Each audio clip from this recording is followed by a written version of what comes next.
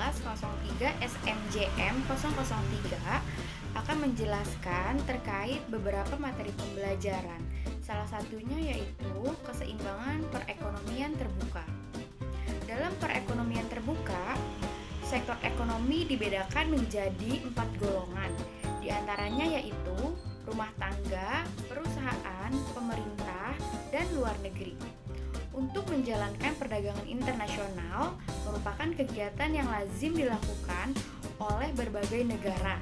Salah satu kegiatannya adalah kegiatan ekspor dan impor, yang merupakan bagian terpenting dalam kegiatan setiap perekonomian. Kemudian, faktor terpenting yang menentukan ekspor adalah kemampuan dari negara tersebut untuk mengeluarkan barang-barang yang dapat bersaing dalam pasaran luar negeri. Sedangkan faktor penentu impor berdasarkan analisis makro yang diasumsikan bahwa impor utama dilakukan oleh rumah tangga.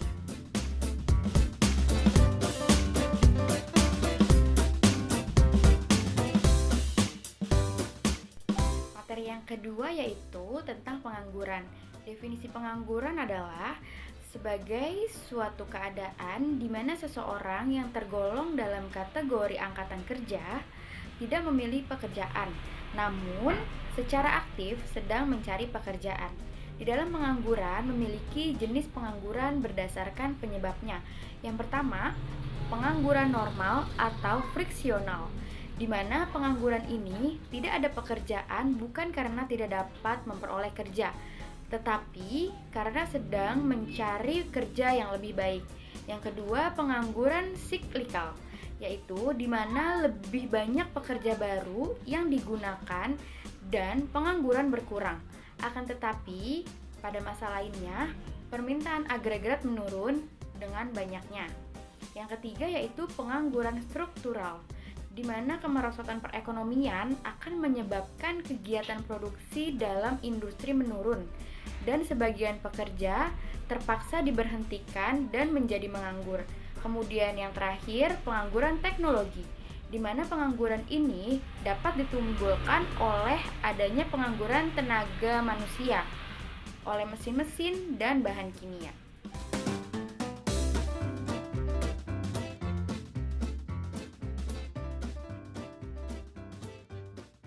Materi yang ketiga yaitu tentang inflasi. Definisi inflasi adalah kenaikan harga barang-barang yang bersifat umum dan terus-menerus, di mana dalam inflasi memiliki 3 komponen, yaitu kenaikan harga bersifat umum dan berlangsung secara terus-menerus.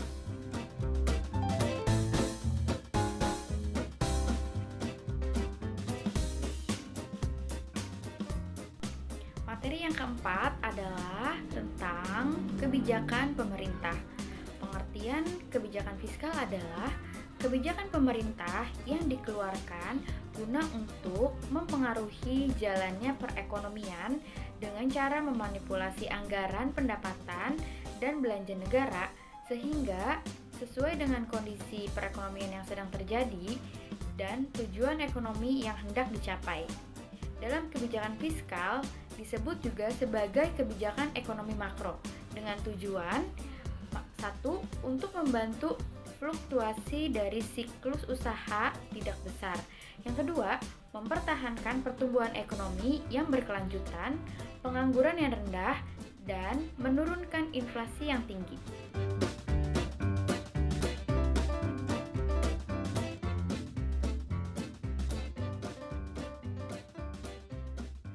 Materi yang kelima yaitu tentang perdagangan internasional.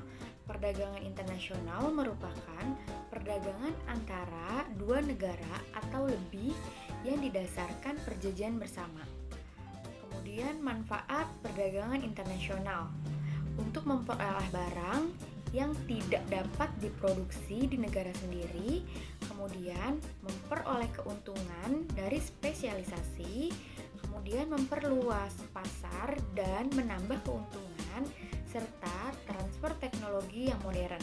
Kemudian hal-hal yang menyebabkan terjadinya perdagangan internasional. 1. Revolusi informasi dan transportasi. Yang kedua, interdependensi kebutuhan, yang ketiga liberalisasi ekonomi, yang keempat asas keunggulan komparatif, dan yang kelima kebutuhan devisa.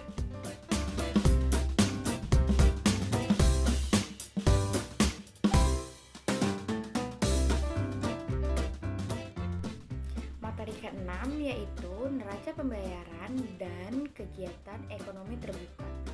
Neraca pembayaran merupakan suatu ikhtisar yang meringkas transaksi-transaksi antara penduduk suatu negara dengan penduduk negara lain selama jangka waktu tertentu dan biasanya adalah 1 tahun. Ciri-ciri dalam neraca pembayaran ada 2, yaitu transaksi berjalan dan lalu lintas modal. Dalam transaksi berjalan dicatat transaksi-transaksi seperti ekspor dan impor barang-barang, ekspor dan impor jasa-jasa, dan kemudian pembayaran pindahan atau transfer unilateral. Kemudian dalam lalu lintas modal memiliki dua golongan transaksi, yaitu aliran modal pemerintah dan aliran modal swasta. Tujuan dan manfaat pembayaran. Neraca pembayaran memberikan beberapa informasi kepada pemerintah tentang posisi keuangan dalam hubungan ekonomi di antara satu negara dengan negara-negara asing. Kemudian, memberikan informasi mengenai nilai dan perkembangan ekspor dan impor. Lalu, manfaat neraca pembayaran yaitu sebagai bahan pertimbangan bagi pemerintah untuk mengambil langkah di bidang ekonomi. Kemudian, kegiatan ekonomi terbuka. Dua neraca penting dalam neraca pembayaran adalah neraca perdagangan dan neraca keseluruhan. Dalam neraca perdagangan menunjukkan perimbangan antara ekspor dan impor. Sedangkan untuk neraca keseluruhan menunjukkan perimbangan antara keseluruhan aliran pembayaran ke luar negeri.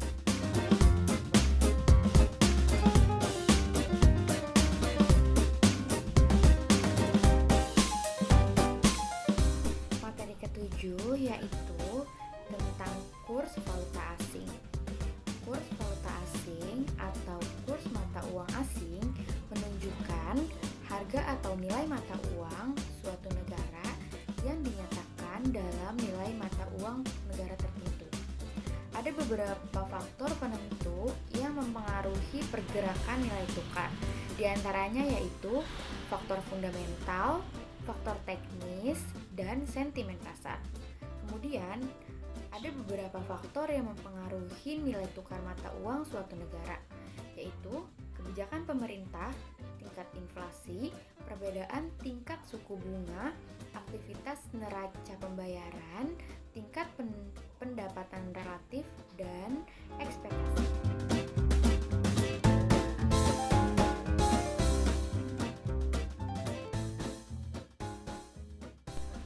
Materi ke-8 tentang pertumbuhan dan pembangunan ekonomi. Pertumbuhan ekonomi yaitu perkembangan fisikal produksi barang dan jasa yang berlaku dalam suatu negara, seperti pertambahan dan jumlah produksi barang industri, perkembangan infrastruktur, pertambahan jumlah sekolah, dan lain-lain. Kemudian, pembangunan ekonomi biasanya dikaitkan dengan perkembangan ekonomi di negara-negara berkembang. Kemudian, perbedaan antara pertumbuhan ekonomi dengan pembangunan ekonomi adalah salah satunya dalam pembangunan ekonomi tingkat pendapatan per kapita terus meningkat. Sedangkan untuk pertumbuhan ekonomi belum tentu diikuti oleh kenaikan pendapatan per kapita. Kemudian, faktor-faktor yang menentukan pertumbuhan ekonomi yaitu tanah dan kekayaan alam, jumlah dan mutu dari penduduk dan tenaga kerja. Kemudian barang-barang modal dan tingkat teknologi, dan yang terakhir adalah sistem sosial dan sikap masyarakat.